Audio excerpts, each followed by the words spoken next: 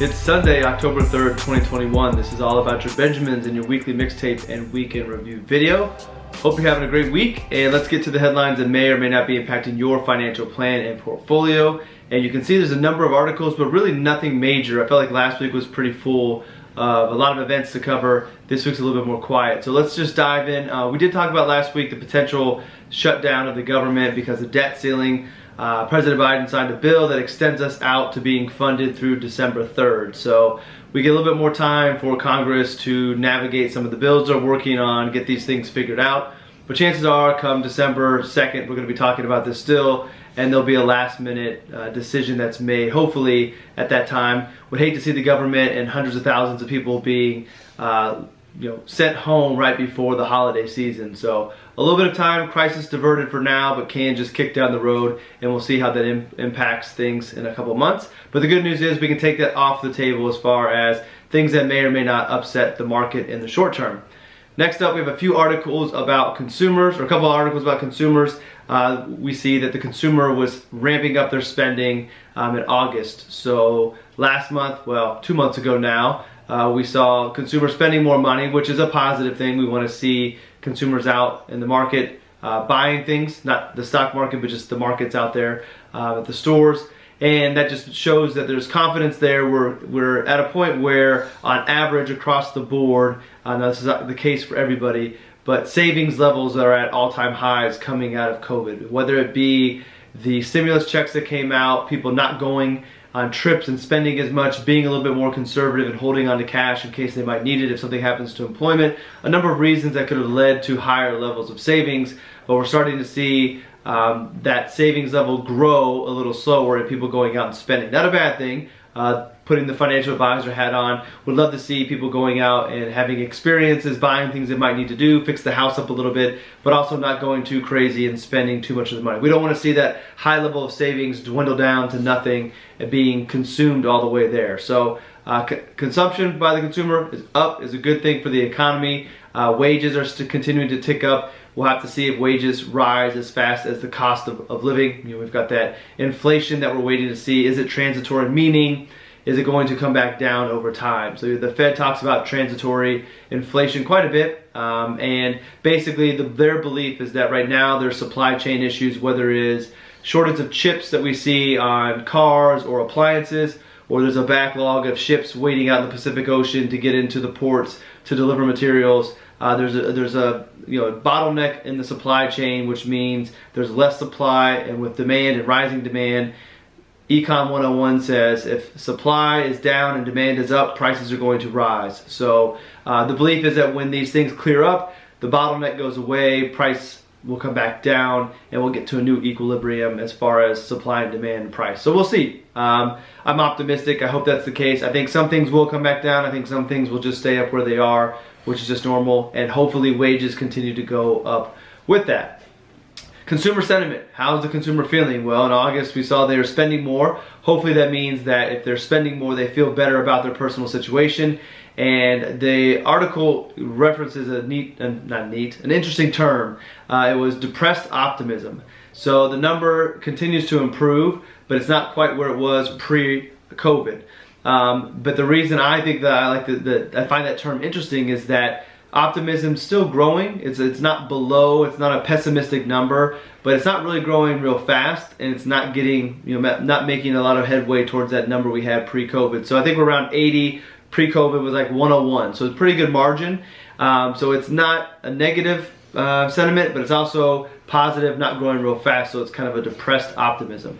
So hopefully it just stays on the optimistic side and we can start to get moving forward. I think that the last article I'll highlight may help with that, with where COVID is and Delta variant. But I think there's things that could be moving us forward. Mainly what helps people feel better about their situation is a lot of unknowns become known. And also when they look at their personal situation, they feel good about their careers, they feel good about their cash flow, they feel good about their investments. There's a lot of positive housing. If you're a homeowner, you're probably feeling good about that. If you're an investor and you have a 401k or other investments, you're probably feeling pretty good about that. So the unknown is really centering around what's going to happen with COVID, what's going to happen with shutdowns, and then there's a lot of political stuff out there as well. So some of those things become more known. Sentiment could go up up. And just like anything, it could also go down. So we'll have to wait and see. But nonetheless, it's a positive side as long as we stay on that optimistic side. We'd love to see it grow faster. Next up, before we get to the final one about COVID, there was a meeting this week with Jerome Powell, and was it hi? No? Okay. And okay, my call's gonna be done. This is a video, so we'll be done in just a couple minutes, okay?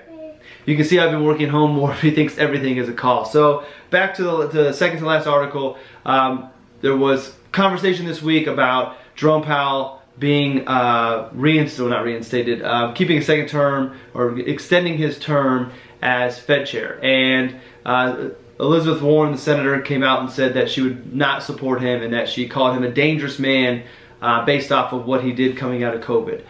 So I, for one, not a huge Fed fan as it is. I don't have a favorite Fed chair, but I have to say, coming out and handling COVID, it's hard to not like what happened. Yes, we printed more money. There's consequences that down the road, but I think a major crisis was diverted, and I think that the Fed did the best that they could in a situation we've never seen before. I think it's hard to criticize somebody, especially when you're not in that situation and not knowing everything that's going on. Very easy to throw stones when you don't have to be the one actually responsible for the things going on. So I'm not a huge fan of Elizabeth Warren. I think she says a lot of things just for the attention, and I don't really think that her comment really helps. It's one thing not to want to support him, but to call him dangerous because of what he did, when for the most part we've made it through this. Not everybody, there's always going to be people who don't make it out as strong as others, but by and whole, the US and the economy is in a good spot, and a lot of that's because of what the Fed did in reaction to things going on with no precedent to fall back on. So I, for one, would love to not see a change, a change and a disruption in things going on while things are still being corrected and fixed. It's not always the best thing. Sometimes it's better to ride with who's got us through this far.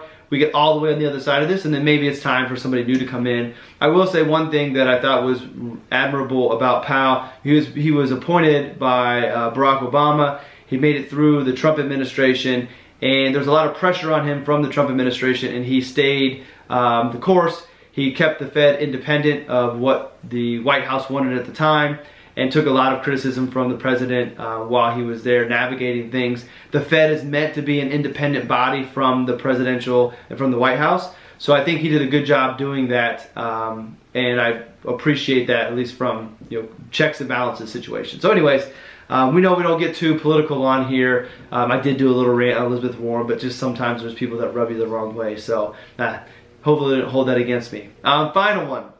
We'll get to the final article on here, and we'll have to pay attention to what goes on with all the Fed stuff as well. But getting to the final one, COVID-19 deaths are kind of leveling off right now, at least with the Delta variant, which is a positive.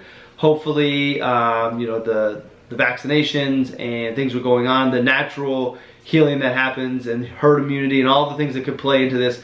Hopefully, this is a trend that continues, and we don't have a new variant that pops up. We can go through the fall and have still normal precautions, but maybe get back to a little bit of normalcy going into the fall and the winter. So very interesting to see what's going to happen, but definitely optimistic definitely a positive and optimistic outlook with things leveling off. Hopefully that maintains it. The thing I look at is, I mentioned it last week, looking at the sporting events and also looking at my children at school, it looks like we're navigating this without any major blow-ups as far as super spreader events and a lot of people when you're getting groups of people together.